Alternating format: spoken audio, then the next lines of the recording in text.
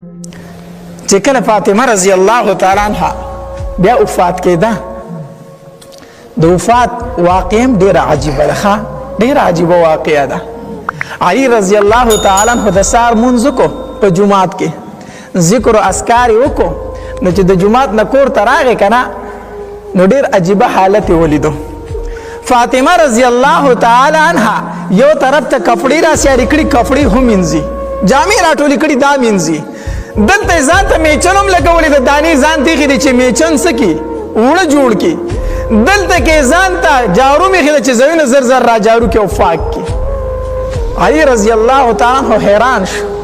فاطمه نور کله خو مې چېرته داسې نه دي لیدلي، سهار سهار ټایم دی، ټول کارونه دې په یو ځای شروع کړي دي، کپړې دې مینځلو له راغستې دي، میچن دې م لګولې دانې وړې کوي، او دارنګې جارو دې م راغستې کور ټول صفا کوي. خیر خدای ولې دا چل دې راغستی دی؟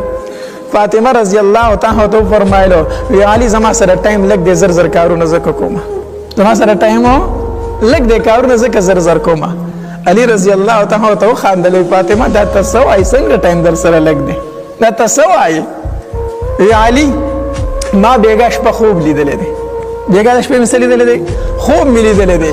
زمونږ کره نبي علیه صلات وسلام راغلی په ما پسې ګرځي، کله یوې کوټې ته ځي او کله بلې کوټې ته ځي.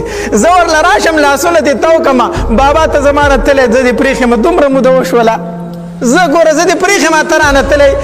زما بابا محمد مصطفی صلی الله علیه وسلم په خندا شو، ما ته وایي چې فاطمه په تا پسې راغلم، تا د ځان سره بیامه، تا د ځان سره بیامه. نو علي رضی الله تعالی عنه فرمایله وی صرف دا خبره یې درته کړې، تا ځان سره بیام، نو دا خو خوب دی، دا خو څه دی؟ خوب دی.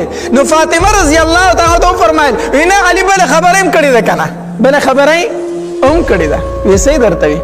وی ما ته وی چې فاطمه نن خو دې روژه نیولې ده، خو پېشمنۍ دې په څه څه کړې، څه دې پکې خوړلي دي، روژه دې په څه نیولې ده؟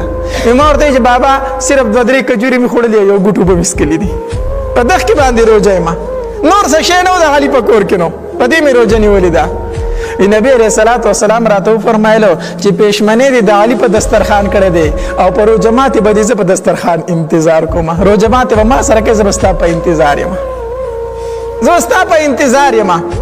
فاطمه رضی الله تعالی زر زر کارونه وکړلو، او په آخر کې لاړه په خپله یې ولامبل غسل یې وکړو، غسل یې وکړو وی لامبل، چې وی لامبل ځان ته یې کټ سم کړو، په هغې کې سم لاسته، چې په هغې کې سم لاسته. علي رضی الله تعالی عنه وی راشه علي ما ته ودرېږه، زه درته یو څو خبرې کوم، زه درته یو څو خبرې کوم. وی دا زما 3 وصیتونه دي، دا ځان سره که ښه علي. علي رضی الله تعالی عنه فرمایي